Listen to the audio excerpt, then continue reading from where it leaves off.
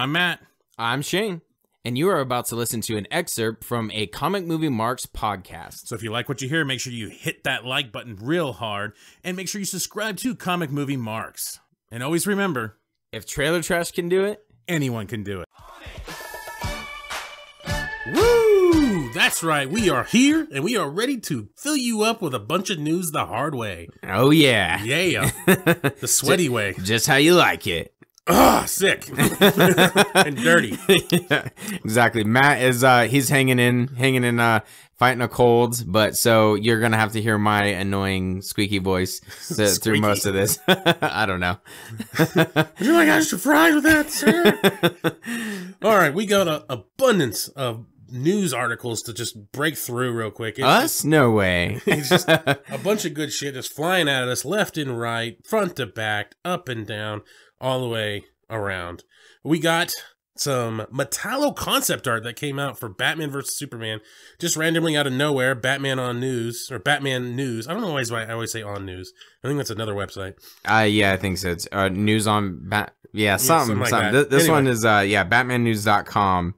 And they released, I'm not completely sure where they're getting this from, but it says Batman v Superman concept art reveals Metallo was considered as a villain at one point. From artist Rob McKinnon,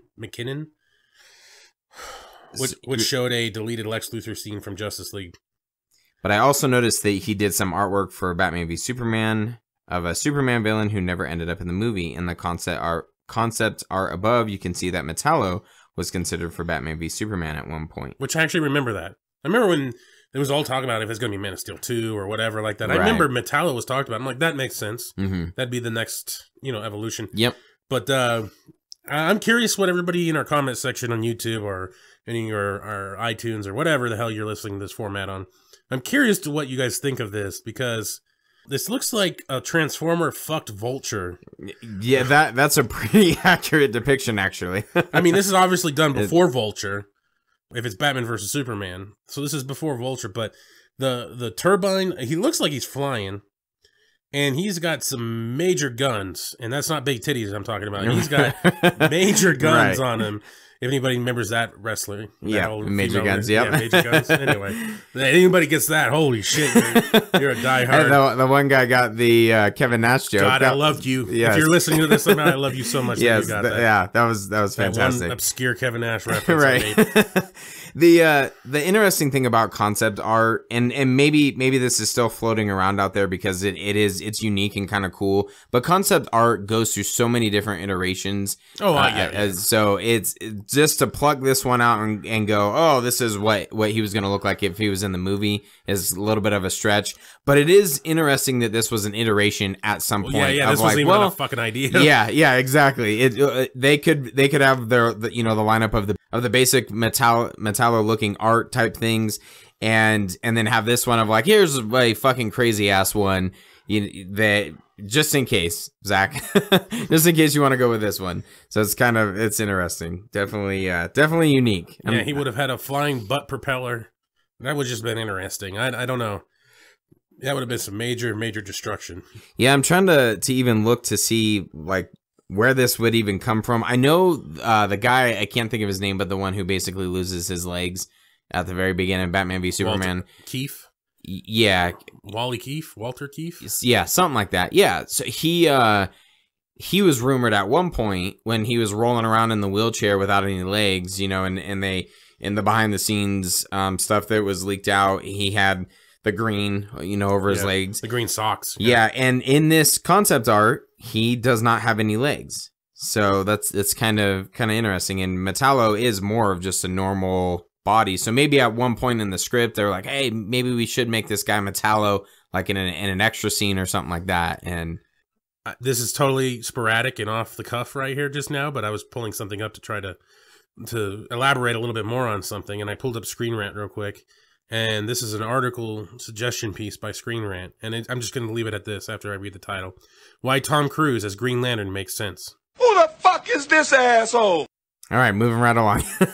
Wow. Speaking of Green Lantern, yes. We have a possible director/writer for Green Lantern coming up the pike. Speaking of Tom Cruise. No. No. So no. I don't need a 5-foot fucking Green Lantern. All right? Fuck that shit. Well, they shoot him uniquely, so he fucking- looks like he's 6'1". He's going to form freaking, what is those things? Lifts in his boots. Right. Yep, exactly. That's all his willpower is going to be used for. It's for fucking lifts. The hashtag show is reporting that WB is now looking up Christopher McQuarrie to take the reins on Green Lantern Corps, having previously considered such candidates as Rupert Watt, Rise of the Planet of the Apes director, for the job. McQuarrie, I'm not quite sure, has directed 4 movies so far, including the first Jack Reacher. Oh, fuck, that's why he wants what's his face? Fuck you, people. Fuck you, Screen Rant, because he's also done Mission Impossible, Rogue Nation, and this summer's Mission Impossible Fallout, the fucking mustache that ruined it all. Yeah. Mission Impossible, the only mustache. Mustache ruined everything. Seeing as he's also written every film that he's directed to date, it stands to reason that McQuarrie, I'm not quite sure, will also rework the Green Lantern Corps script should he sign on for the project. And the article then continues, the hashtag show further speculates that if McQuarrie does sign on to direct Green Lantern Corps, there is a real chance that Tom Cruise will follow and sign up to play Hal Jordan in the film. The idea isn't far-fetched as it might seem at a passing glance. Either Cruise was on the Hal Jordan shortlist for Green Lantern Corps last year and isn't too far outside the age range, 39 to 50, that WB is reportedly still looking to cast the Jordan character at. If Cruise does sign on, then his version of Hal Jordan will be something of a mentor to a 21 to 30-year-old version of Jon Stewart in the film. I don't see him playing Hal Jordan. I could see that, kind of the mentor of having an older Hal Jordan and then, casting a Jon Stewart. That's kind of a cool concept. But having Tom Cruise as Green Lantern, holy shit. No. That's all I'm going to say. Yeah, from the rumors before, if this existing script, and just how like they presuming there's already a Green Lantern Corps script, was that it was supposed to be kind of Lethal Weapon, and the idea was to have a Murdoch and right set up and everything. I'm too old for this shit or whatever the hell it is. Yeah, and that'd be kind of cool. So we'll see how that all goes down. I hope they pull it off. I hope it stays in space.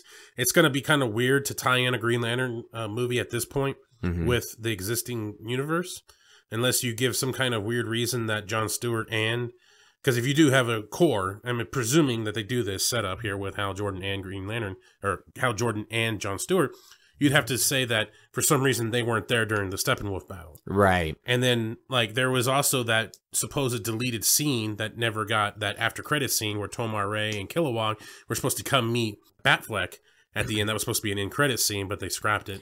Yeah, so what I guess one route they could go is whatever Snyder had planned for. Well, maybe that's the reason why they scrapped it. Yeah, but if whatever he had planned for the after-credit scene and almost kind of explaining why, hey, we weren't here for this, but now we need your help for that kind of thing, maybe. Because it wouldn't make sense that there'd be an older Hal Jordan. Right. That's what I'm saying, is that unless he was gone, unless he's like Thor Ragnarocking it. Right. He's off fighting on the planet, getting a haircut. Right. And fucking making terrible jokes. I can see it. And then he picks up Jon Stewart later on because he's feeling like he can't protect the sector on his own. Whatever. I don't know. Come up with something. But there has to be a reason why he wasn't there during the big Steppenwolf battle. Exactly. Yeah. So we'll see how that goes down. Yep. So next we have a possible villain for Wonder Woman 2. Cheetah. Yeah. Woo. And Kristen Wiig is reportedly I guess in the running, possibly in the lead. I'm not really sure. I didn't know Cheetah was full of jokes, but all right. Yeah, she's a comedian, right? What she is, but what some people said, I was kind of reading through, and I'm not sure her entire background, but she has played a couple, one or two serious roles, in her past. So largely she is, But so I guess that's there. That was just in an article when I first was like, what the fuck? Why Kristen Wiig? That seems totally out of left field. But I was reading a couple different things and they were saying, well, yeah, it's a possibility. She can play that. She has done that more serious role before. I just don't know why. That seems like a random, when you're throwing darts at a dartboard and boom. Okay, yep, I guess it's her. Yeah, you think the logical next step would be Circe. You think that would be the next step for Wonder Woman. Yeah, but I feel like Cheetah's the more well-known one. Out of... Really? Yeah, at least that's what She's to me like always been like a secondary villain. Like, she's not the one to plot things out. To me, anyway. That's why I'm thinking there might be some Circe influence in here. Yeah, Maybe. yeah, but I feel like Cheetah, as far as when you're looking at like a lot of the animated movies and, you know, things just over the past several years, that Cheetah's kind of always been in like the forefront as the main antagonist for Wonder Woman. But yeah, it's just, I guess it remains to be seen. That's just what's rumored right now is Kristen Wiig. All right, next we got the Flash directors have officially come aboard now. So John Francis Daly and Jonathan Goldstein have officially closed their deal to direct The Flash. News broke in January that Horrible Bosses screenwriters had entered negotiations to direct Flashpoint for Warner Brothers and DC, but during the press rounds for their hit action comedy Game Night, the filmmaking duo clarified that their deal to direct the Flash movie wasn't closed, meaning it was always possible things might not work out, but sources close to the situation have confirmed. This is unfortunately coming from Collider. that Daly and Goldstein have now closed their deal to direct The Flash, and Daly sent out a tweet saying, as much as they are now officially signed on to direct the standalone DC movie. Well, okay. They did Game Night. Writers for Homecoming. Yeah.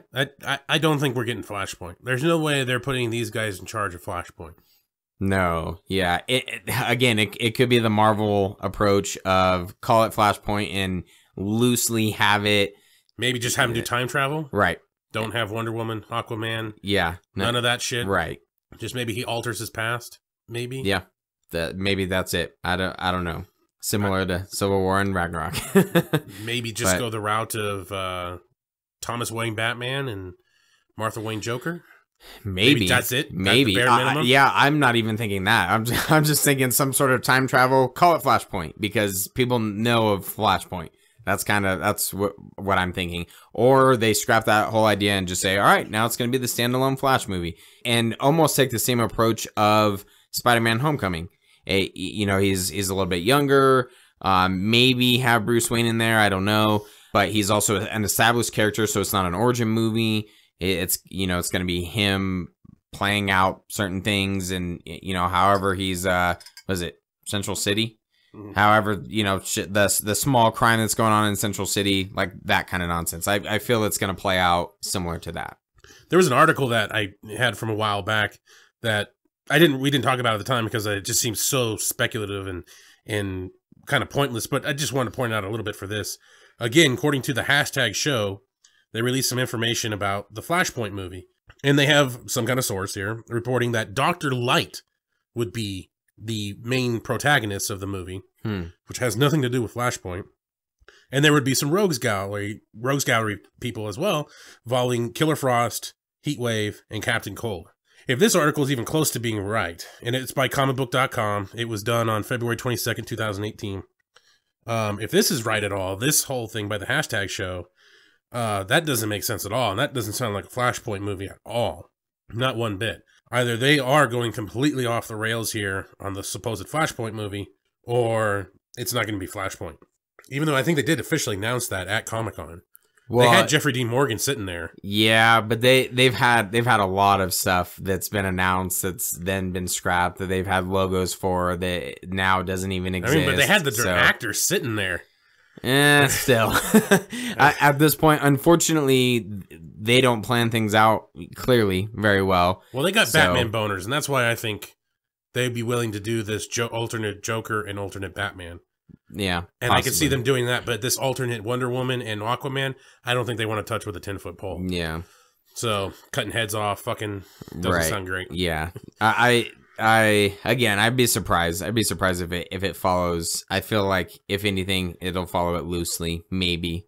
These guys, I wish them all the best of luck. Yeah. Hopefully they pull out something. Yeah. I could see Spider-Man Homecoming style working for this. For a Flash movie, yes. For a Flash movie.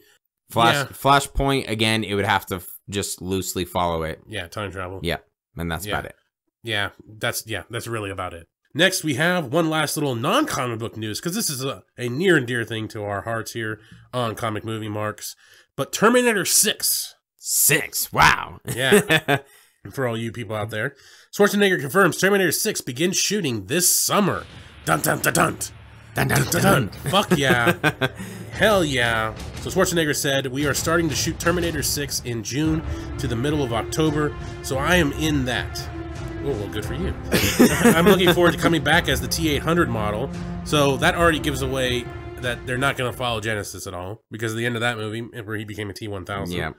they're already scrapping that. It's going to be great with Tim Miller as the director, and James Cameron, or Jim Cameron as he put, is kind of supervising the whole thing.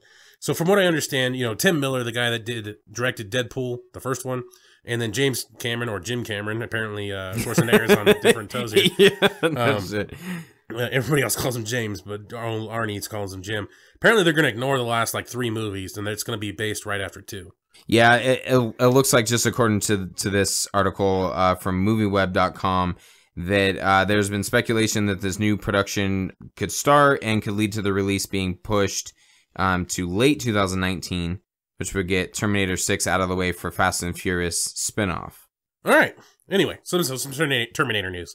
I'm not going to go much more deeper into that. Yep. Because I don't know what the hell Fast and Furious has got to do with Terminator. Right. It's basically because of the studio and scheduling and stuff like that they're trying to get a picture with The Rock and Jason Statham as kind of a spinoff to the Fast and Furious. So they're, I guess, kind of coordinating within there of like, okay, that's our priority, but how can we configure Terminator 6 into this? Congratulations, you made it to the end of the video.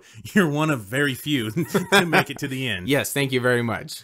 Make sure you hit that like button and subscribe to Comic Movie Marks Podcast and hit the notification bell. You know, all these fucking YouTube channels say this shit, so I'm going to say it now. Yes, it's perfect. And if you want to hear our full podcast, you can check out our podcast on iTunes or any other podcast subscription service. Make sure you subscribe. Thanks again.